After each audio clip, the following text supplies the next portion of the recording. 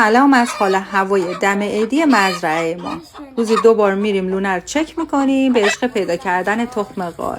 قبل اینکه تخم قازا رو بذاریم توی دستگاه حتما تخم قازا رو میشورم. اینو از آقای بقایی که یه یلی در زمینه پرورش قاز تو ایران یاد گرفت و بعدش هم روشون تاریخ میزنم و میذارمشون توی دستگاه. اگه یادتون باشه یه 10 روز پیش زیر برف من پنیرک چیدم، گذاشتم توی توری توی خونه، خشکش کردم، دمنوشش کردم. خیلی دمنوشش خوب بود. مجدد امروز پنیرکای با گل چیدم که بذارم توی توری و خشکشون کنم. دیگه همینجوری با بچه‌ها رفتیم سمت باغ، کلی برگ کلم و برگ سیر چیدیم. بعدش هم علفای دور سیرا رو با امید گرفتن برگ سیر مجدد ازشون به سرعت برق و باد کندم.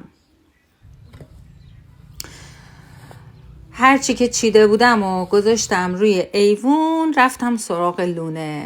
سخت‌ترین کار زندگی روستایی من همین کاره. یعنی جونی از آدم میگیره که نمیدونم چرا اینقدر کارش سنگینه. خلاصه که کف لونه رو کامل تمیز کردم، کلش گذاشتم تو جعبه ها. دیگه جون با فرغون بردن این آشغالا نداشتم. همه رو کم کم ریختم تو گونی و بردم بیرون، فلم ریختم تو لونه و تموم شد کارم. اومدم بالا. اومدم سراغ میوه‌هایی که 2-3 روز پیش گذاشته بودم توی توری تا خشک بشن. سعی کردم که با سلیقه اینا رو بچینم توی این ظرفا. اولیشو خوب چیدم ولی دیگه بعد سلیقه‌ام ته کشید.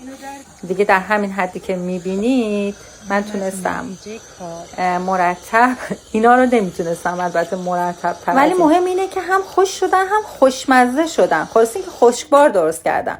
داستانش هم از 3 روز پیش شروع شد که مرکبات باغ خودمون به اضافه سیب و کیوی که خریده بودیم، البته اون دوتا رو گذاشتم تو آب لبو که یه خورده رنگ بده به این میوه خشکای من، گذاشتم توی توری. پیجی که این توری رو ازش گرفتم و تو کپشن براتون میذارم حتما.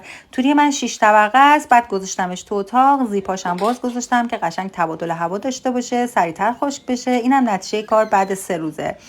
میوام قشنگ خوش شده. حتی مرکبات یک کم رطوبت داشتن ولی قابل استفاده بودن. اما مجدد میخوام پنیرک خوش کنم، چون میشه با این پنیرک های خوش شده و میوه هایی که خوش کردم یه دمنوش فوق العاده خوش طعم درست کرد. خود یه فواید پنیرک هم که شما از من بهتر میدونید. حتما این دمنوش رو امتحان کنید و یه دونه از این توریات داشته باشید که هم تو تابستون بتونید ترتمیز میوه و سبزی خوش کنید، هم وسط برف و بارون زمستون تو خونتون هر میوه و سبزی که بخواید و خشکش کنید.